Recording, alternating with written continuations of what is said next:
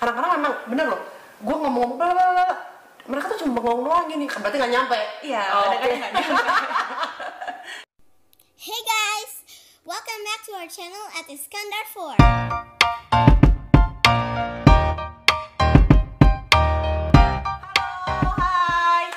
Halo, welcome back to my channel at Iskandar 4. Hari ini gua mau ngobrol sama satu teman baik gua, namanya Teresia.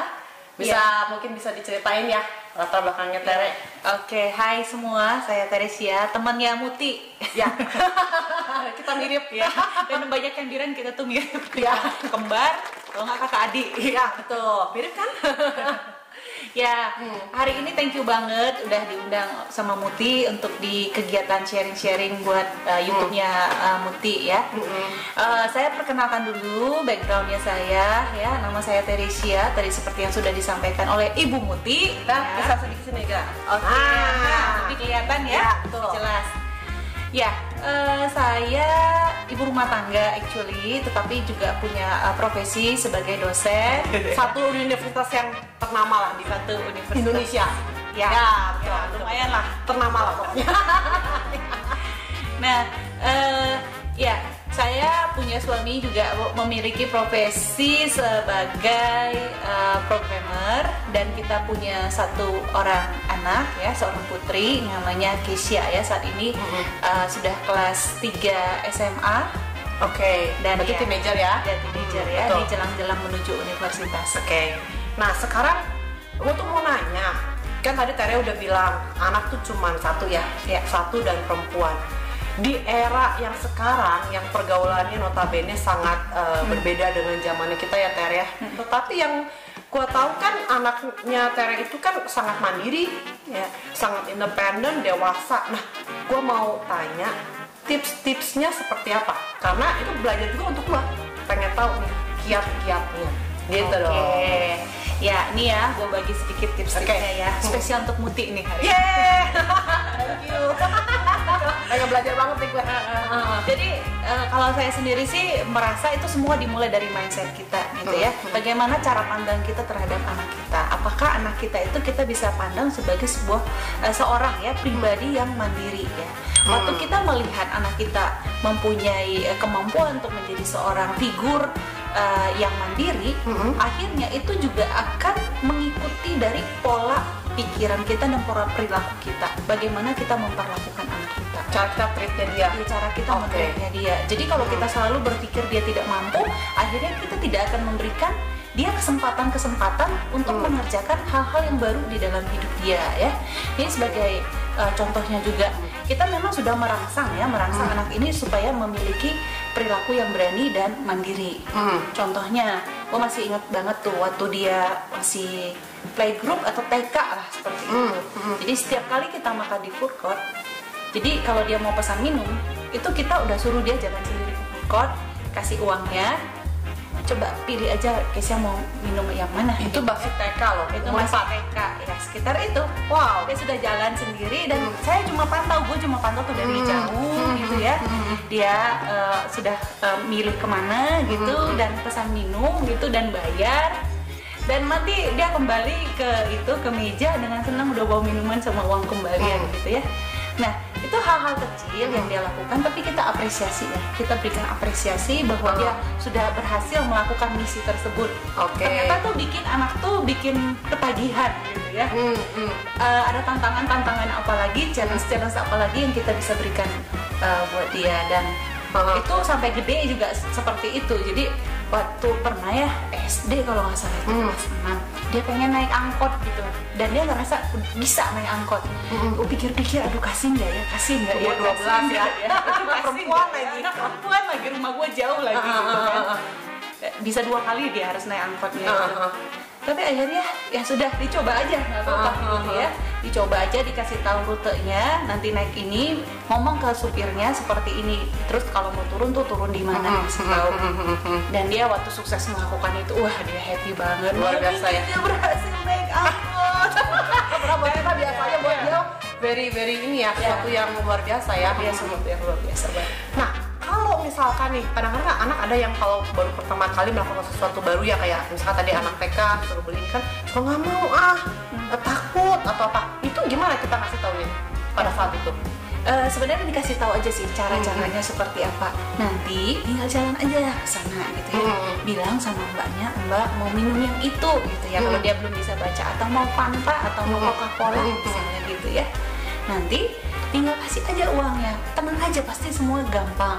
Terus jangan khawatir gitu ya. Nanti kalau ada apa-apa, Mami akan datang hampir ke sana gitu ya. Mami nunggu sekarang di sini gitu ya. Pokoknya kasih security juga kalau kita di backupnya dia gitu. Betul. Ya. Kadang-kadang kesalahan kita orang tua itu nyuruh, tapi kita tidak memberikan panduannya. Panduan dan backup juga ya. Backupnya juga.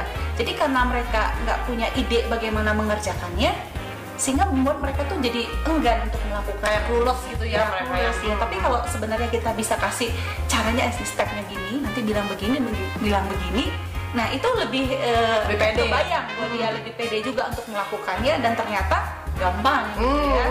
Dan actually kan dia berhasil, dia senang. Ya betul.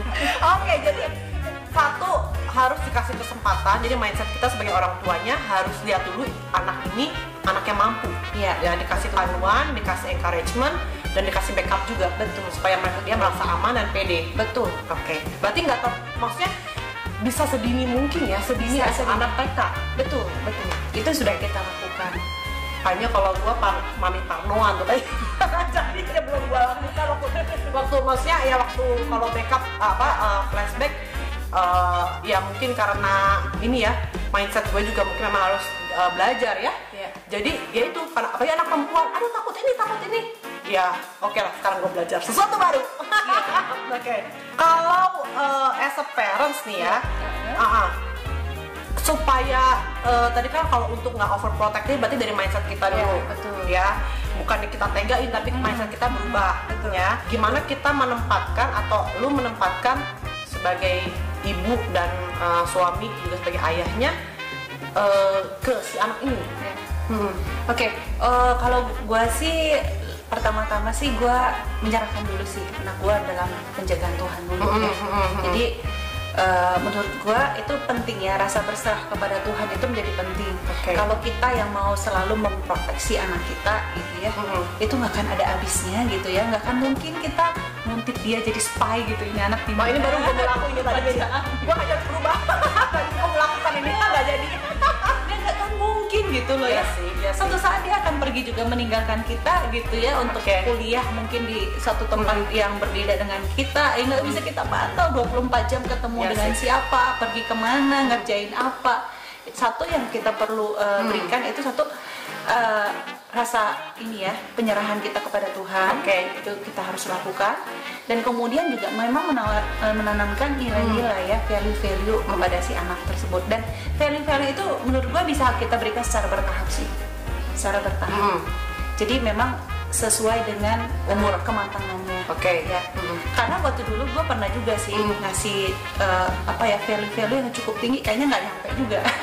Waktu umur berapa tuh? Dia usia SD gitu ya. Gue udah berbicara soal misalnya ya, bahwa in the future gitu ya, Cina itu akan menjadi salah satu ekonomi terkuat di dunia, dan you have to learn Mandarin gitu ya.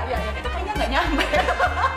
Makanya gue lakukan sekarang tuh anak gua umur sekarang kelas umur 10, 11 sama 9, 10, kadang-kadang memang bener loh, gua ngomong mereka tuh cuma ngomong doang gini, berarti nggak nyampe. Iya, kadang-kadang nggak nyampe.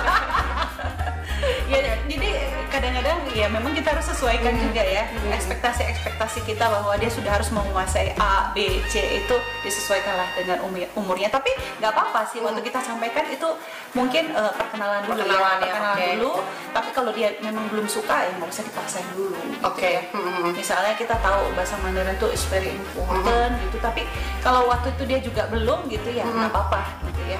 Sampai nanti ada waktunya lagi, mungkin ada momen-momen yang pas kita bisa ngobrol soal topik-topik itu gitu ya, kita bisa ceritakan lagi, nanti pelan-pelan dia sendiri yang mau. Kayak sekarang dia lagi les Mandarin gitu ya, begitu gue belum bayar uang lesnya gitu ya, baru lupa gue berapa hari, gue udah dikejar-kejar terus, mami harus segera bayar uang les. Berarti udah ngerti sekarang. Iya.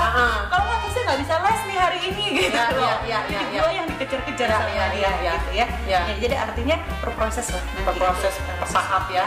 Jadi gak usah juga terlalu dipaksain. Nah, gue belajar lagi tuh, kadang-kadang gue bicara ya itu tentang, ya maksudnya kayak tadi pentingnya bahasa Mandarin. Kadang-kadang mereka kan sekarang sekolahnya ada pelajaran Mandarin tuh, emang susah sih. Gue lihat kelas 4 itu udah pinginnya tuh udah disedikitin. Iya. Udah dihancur semua dia. Susah sih. It's very hard ya. Jadi kadang-kadang mereka suka, aduh males gini. Gue bilang, bahasa Mandarin penting loh yang tadi lu cerita, tapi mereka bengong sih. Mungkin mereka belum nyantol ya esensinya apa gitu. Oke. Keisha ini kan sudah punya usaha sendiri ya? Iya, sudah punya usaha. Dari umur berapa tuh ya? Nah, sebenarnya punya usaha itu yang sudah mulai cukup resmi itu dari kelas 2 SMP. Nah, bentar. Dari 2 SMP umur 14. Kapan lu dan suami mendetek talenta si anak lu? Talenta dan juga mungkin hobi ya. Hobi yang lu pikir ini talenta sama hobi nyambung nih, bisa menjadi sesuatu. Nah, itu sejak umur berapa? Nah, jadi sebenarnya gini, kita sih coba-coba dulu mengetahui ya potensi anak kita. Jadi kelas 1 SMP kebetulan kita tuh beli barang itu, kalau lu tahu tuh boneka bulu-bulu kelinci yang halus banget itu bulu. Oh, tahu yang buat gantungan kuncinya. Oh ya, zaman itu ada populer tuh, betul. Kebetulan gue dapet barang itu harganya murah banget gitu ya. Jadi kayaknya ya mahal tuh. Ya, gue beli langsung waktu itu pas lagi ke Cungko. Oke. Nah, jadi beli banyak kan, murah banget. Ya. Cash udah sampai di rumah udah sebanyak ini buat apa ya? Cash jualin lah buat teman-teman di sekolah, jualnya gak usah mahal-mahal gitu ya. Awal dia resist ya, kayaknya nggak mau nggak nyaman ya. Nah, tapi dia diajarin coba aja gini caranya, bilang begini ke teman gitu ya.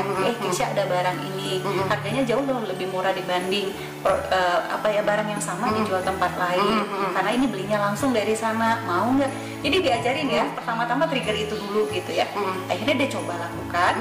Dan akhirnya kan setelahnya improvisasi sendiri ya, akhirnya dia bisa improvisasi sendiri dan akhirnya semua barangnya bisa terjual. Sold out itu dia, sold out.